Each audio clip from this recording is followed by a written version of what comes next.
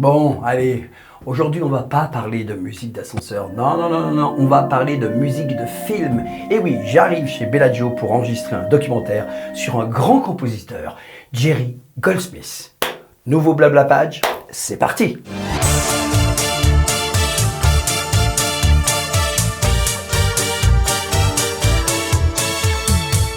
D'une richesse inouïe, sa discographie recèle de pépites d'une variété infinie et abordant tous les genres.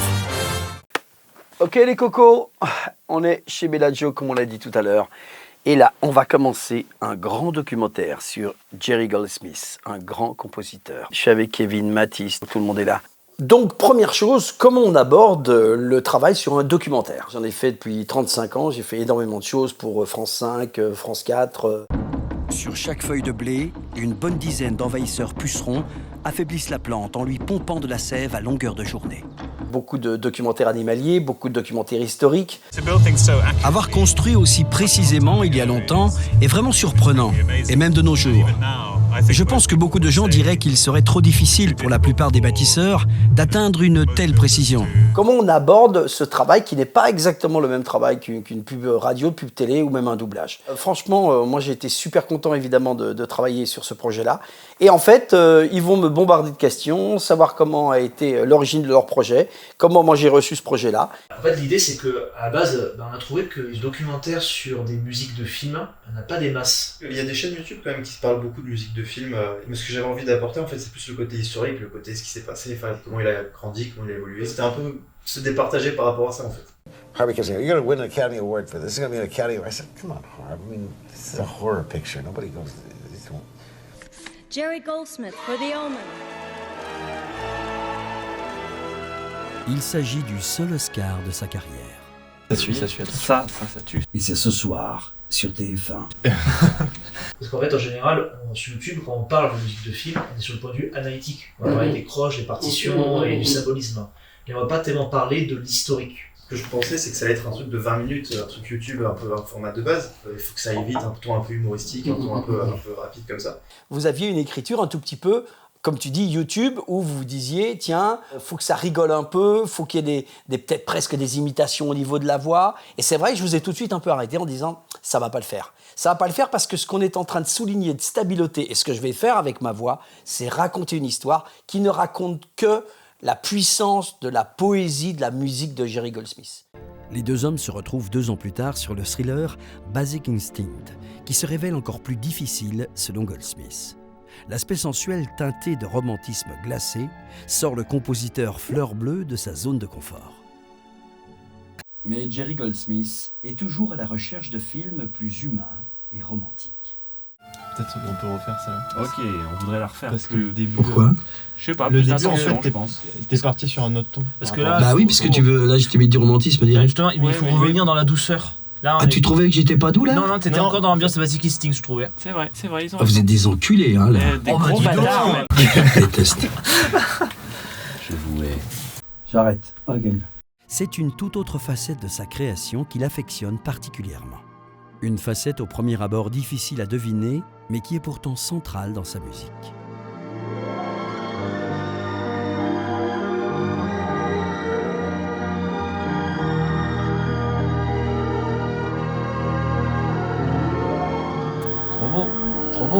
Trop beau ce qu'on entend. Trop beau. Nous, donc, on t'a envoyé le film quasiment totalement monté quand tu es passé à la phase de l'enregistrement. Est-ce qu'en général, quand tu enregistres un documentaire, tu as déjà le film complet ou est-ce qu'il est toujours un petit peu en... Non, il est à 90% ou 95%, il est complet. Moi, je demande souvent que la musique soit la bonne musique qu'on va voir. Ça, c'est la première chose que je demande. Si la musique est à ce niveau-là, je vais être juste au-dessus. Je ne vais pas me la jouer avec une grosse voix grave.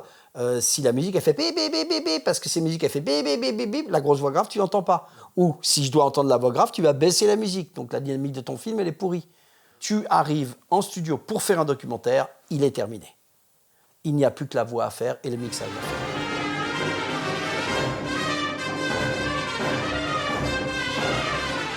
Cette agressivité atteint un nouveau sommet en 1976, avec le film de Richard Donner, La Malédiction.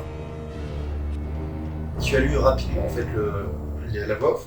Mais après, tu voulais vraiment rester dans l'aspect découverte, en fait, quand t'as enregistré. Ouais. Tu voulais, comme si tu redécouvrais le documentaire en même temps. Qu'est-ce que ça apporte, ça, du coup, en fait? Moi, je préfère lire en diagonale parce que j'ai plusieurs cerveaux qui marchent en même temps quand je suis en train d'enregistrer. J'ai un cerveau analytique, technique, un cerveau qui dit là, je vais utiliser telle fréquence, là, je vais utiliser telle rythmique. Mais surtout, j'ai un cerveau ici, c'est celui-là, celui qui est beaucoup plus lointain, c'est celui qui est le spectateur, le premier spectateur. Et je me dis, est-ce que j'ai envie d'entendre ça au moment où je vais l'entendre? Donc je pense qu'une voix off, dans un documentaire, c'est vraiment fait pour raconter une histoire, mais pas pour surrajouter sur le sujet. Cette musique, par son sens du romantisme et son utilisation première... Ah, putain. Excuse-moi, je vais enlever un empoint douté parce que c'est too much, là, un empoint douté. D'accord, ok. Ouais. Ça marche C'est pas. un peu surécrit. Ouais, c'est surécrit, ouais. Ok. Ça marche. Mais parfois, tu sais, il y a des choses aussi qui sont faites pour être lues, mais pas pour être dites. Ouais. Ça, c'est sûr. Il y a une adaptation à faire quand même à ce niveau-là. Pour moi, quand j'ai vu ça, c'était un grand documentaire. Mais je ne sais pas ce que ça veut dire un documentaire YouTube, parce que documentaire YouTube, ça n'existe pas. Ce que fait les Mamie Twink en ce moment, ils commencent à aller dans le documentaire, ce qu'on a fait pour Tchernobyl. Ukraine, zone d'exclusion de Tchernobyl. C'est ici, il y a 33 ans, qu'a eu lieu la plus grande catastrophe nucléaire de l'histoire. Entre guerre froide, propagande soviétique et catastrophe nucléaire, François, Florian et Julien ont 4 jours pour percer les mystères de Tchernobyl. Et donc, ils prennent du temps, et il y a des belles musiques, mais il n'y a pas une dimension humoristique. En tout cas, pour ce premier point, la dimension humoristique que je comprends très très bien. Mais on ne racontait pas des choses humoristiques. Si on avait raconté l'histoire de Tex Avery, par exemple, on aurait pu avoir un chant contre chant au niveau de la voix. On aurait pu avoir « mais ça fait comme ça », puis il fait « ah oui », vraiment, ils y allaient vraiment fort. Alors que là, tu racontes une histoire. Après, c'est parce que vous vous êtes dit « ok, ça va aller sur YouTube », et les gens de YouTube, il faut leur donner un petit peu des gros lots, il faut que ça aille vachement vite. J'ai vécu ça des centaines de fois. Les mecs, ils arrivaient dans les documentaires, et tout d'un coup, tu avais une super... Et même avec François Calvier, sur les trucs de Mamie Twink, c'est avec les drones. Je dis, mais putain, mais pourquoi tu les coupes maintenant, ton drone? C'est tellement beau. Mais les gens vont s'emmerder. Justement, ce que tu racontes par rapport au fait que les réalisateurs, ils sont un peu obsédés par leur histoire avant qu'on fasse doubler. Bien sûr. On remontait le film en permanence avec notre monteur, Guillaume Gabreau. Et toi, Mathis, tu lisais le documentaire. Enfin, quand tu lis 50 fois, tu lis au bout d'un moment très vite. C'est que tout d'un coup, tu avais ta musique dans la tête. Tu avais ta musique et tu t'es dit, ok, cette musique-là, c'est celle que je veux. Sauf que quand tu arrives et que je reparle de ce cerveau-là et qu'à un moment donné, tu dois avoir le recul pour dire, attention, vu comment vous avez écrit votre truc, la manière de le jouer, ça peut pas correspondre à un truc un peu léger. C'était pas léger. Au-delà des moments de terreur pure, ce sont les séquences émotions toujours très chères aux compositeurs qui sont mises en avant. C'est de la beauté, c'est tranquille. J'ai accéléré un tout petit peu par rapport à tout à l'heure. Mais je peux pas dépasser ça, parce que l'information, elle passe plus au bout d'un moment. T'es parti pour 1 heure de docu. Il faut pas que tu perdes les gens au bout de 2 minutes parce qu'il va y avoir trop de texte. Il faut pas que ça demande trop de concentration pour suivre l'histoire. Là, moi, honnêtement, on est sur de très bon tempo. Hein. D'accord. Oui, au niveau des docus, on est exactement ce qu'il faut. Allez, on y va. Entrons maintenant dans les années 80, qui constituent sûrement une des décennies les plus inventives de la carrière de Jerry Goldsmith. Il compose pour la trilogie Rambo 3 bandes originales très ambivalentes, d'une part pour l'aspect musclé et testostéroné des morceaux d'action. Testostéroné. Testostéroné, pardon. Putain.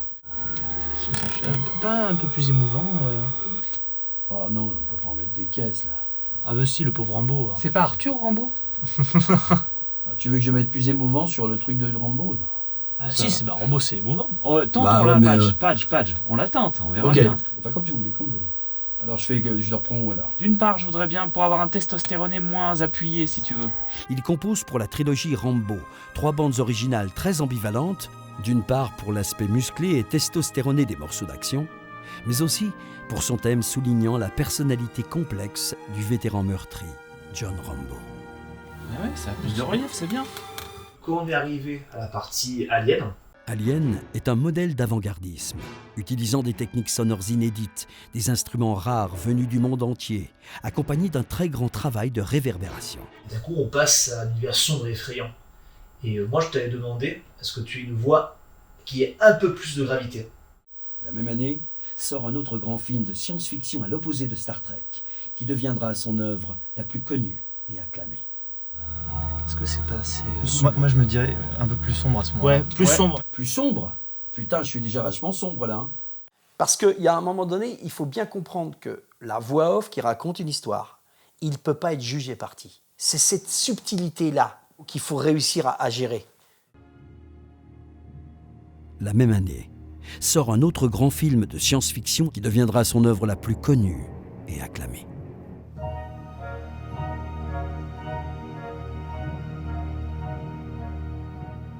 Super. Parfait. Parfait. Voilà, ils sont contents. 20 à 40. Si on est content, mais c'est parfait. Qu'est-ce qu'il dit, le client? Il est content, le client? Sean Connery est un des rares acteurs avec lequel Jerry Goldsmith a gardé un contact amical. C'était la seule partie du documentaire où, pour le coup, tu citais vraiment quelqu'un. On a une certaine idée de ce qu'on voudrait avoir dans la voix off. On voit Sean Connery, et bien sûr, tout de suite dans notre tête, parce qu'on est spectateurs, on imagine une voix un peu suave, en fait. Oui. Et donc, je réponds, impossible. Tu sors de ton contexte. Tu ne l'as jamais fait et tout d'un coup, tu le fais. Donc là, le spectateur peut faire... Il s'amuse à jouer à Sean Connery ou c'est pas le doubleur de Sean Connery. On ne le fait jamais. Je pense qu'on peut tout reprendre. Joli. Pourquoi tout reprendre? Parce que c'est de la merde. C'est possible que tu sois un peu plus suave pour Sean Connery? Non, c'est plus léger, il peut pas être suave. Parce que j'ai déjà la voix suave. Non, mais ce que je commence à faire, Sean lui aurait même dit « Il y a quelque chose que vous avez... » Tu vois, ça marche pas. Sean lui aurait même dit « Il y a quelque chose que vous avez que je veux. Vos cheveux. » Au contraire, faire un peu plus léger, Padge. bah oui, moi Et aussi. peut-être qu'on sente plus les guillemets, on sent Ouais, pas la... parce que- Oui, c'est ça, ouais. On sent pas la citation. En fait, Donc, je trouve. c'est au début en fait qu'il a peut-être moins marqué la citation, à la fin il avait. Et écoute, essayons, tu verras ce que je veux dire. Ok. Par exemple, je te donne un exemple. Tu étais en train de faire un reportage sur Hitler ou Churchill. Et la phrase, c'est « Et tout d'un coup, Churchill prend la parole et dit... » Mais là, tu fais pas Churchill. Tu donnes une impulsion comme quoi c'est quelqu'un qui parle, mais surtout, tu ne fais pas ce qu'il fait. Et ça se fait sur YouTube en fait. C'est sur YouTube où on aime bien prendre des accents, des trucs un peu rigolos. En fait, c'est une histoire de respect du téléspectateur. Tu fais pas « Et Churchill dit... Je veux vraiment... » Enfin, je suis en train de faire l'aubergiste. Non, tu dis « Et Churchill dit... Je peux vous dire qu'il y aurait des choses... » Ça marche pas. Ça peut pas marcher. Tu peux pas faire la voix de Sean Connery qui parle vraiment en faisant... il a un accent écossais à couper au couteau. What Sean Connery do, il parle comme ça, tu vois, un peu comme ça. Mais tu le fais pas parce que tu comprendras pas. Il faut que tu dises... Je reviens sur Churchill. Et Churchill, tout à coup, prit la parole et dit... Il y a une guerre à avoir, une guerre à finir. Voilà comment il m'a parlé. C'est la voix off qui dit ce qu'il a dit. Sean lui aurait même dit « Il y a quelque chose que vous avez que je veux. Vos cheveux. » J'ai écouté ce que tu avais envie d'exprimer, mais je l'ai traduit dans la limite de ce qui pouvait être écoutable par ce cerveau qui disait « Ok, ça, c'est pas ridicule. » Parce que la problématique de tout ça, c'est de ne pas sortir le spectateur de votre histoire. Et moi, je peux le faire sortir comme je veux. Je peux le faire sortir, et justement, il ne faut pas que je le sorte. C'est votre film, c'est vos accords, papa. Et moi, j'amenais la mélodie. Parce que le truc qu'on te demande à ce moment-là, c'est sur l'accord qu'est le film, c'est que ça soit juste.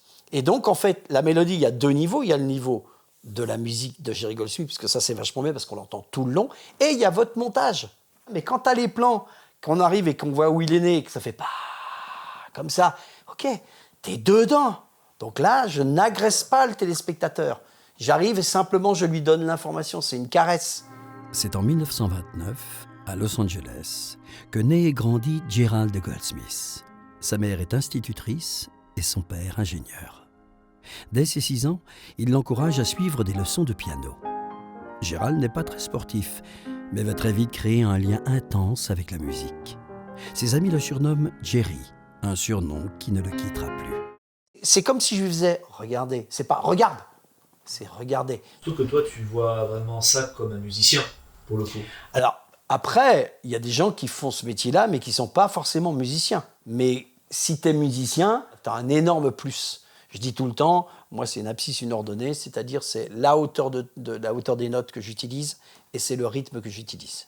Donc, je vais choisir ce que je veux, parler comme ça, ou parler comme ça, Ça, c'est quand on fait de la pub. Mais normalement, dans le documentaire, je vais pouvoir parler en disant « Nous sommes au bord du lac Tanganyika » ou « Nous sommes au bord du lac Tanganyika » ou « Nous sommes au bord du lac Tanganyika et il y a vraiment un problème avec les ébus. » Tu vois, mais c'est pas pareil que « Nous sommes au bord du lac Tanganyika, le soleil est en train de se coucher. » Voilà. Alors ça, je le définis par rapport à ce qu'il y a écrit. C'est pour ça que je veux la musique. Parce que si derrière ça fait floum floum, stakatatak, c'est floum floum. Ok, dans les tambours africains, sur ce rythme-là, nous sommes au bord du lac Tanganyika. Un lion, un zébu, peut-être la mort. Je vais être comme ça, pom pom, tatin, tatin. Parce que derrière ça fait pom pom, stakata. Par contre, si c'est derrière, je vais adapter une rythmique.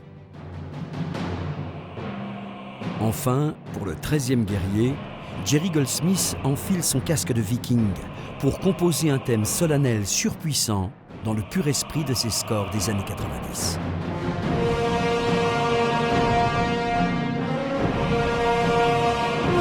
Je suis un musicien qui va traduire sa comédie ou je suis un comédien qui se traduit en musique.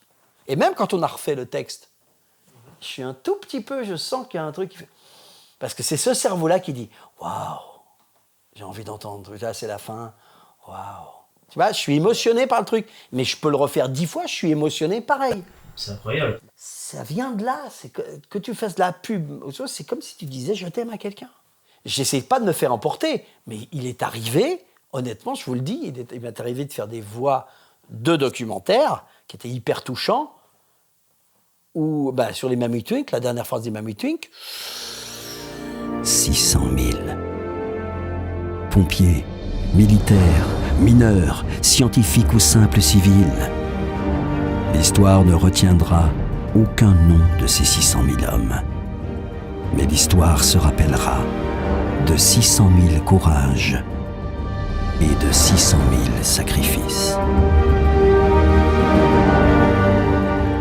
Je ne sais pas d'où ça vient, mais je suis touché par ça. Donc ce que j'ai envie de faire, c'est d'être touché par le sujet.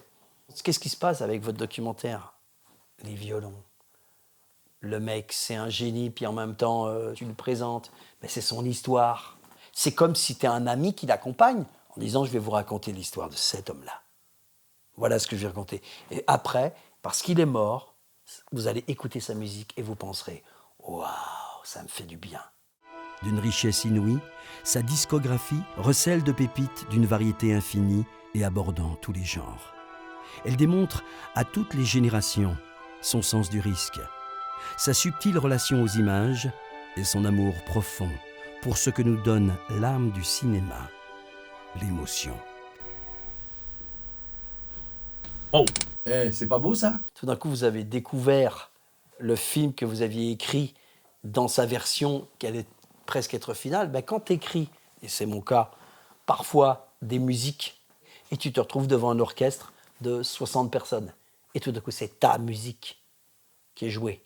Elle est sortie de ton cerveau, hein, et tu fais « Oh, ça c'est moi. Wow. » C'est la même chose que vous avez vécu. Celui qui va traduire ce que vous avez imaginé, ça va être soit le comédien, soit l'orchestre. C'est sûr que tout d'un coup, tu vois ça, c'est un bébé qui naît. Pour le coup, il ne crie pas, il chante.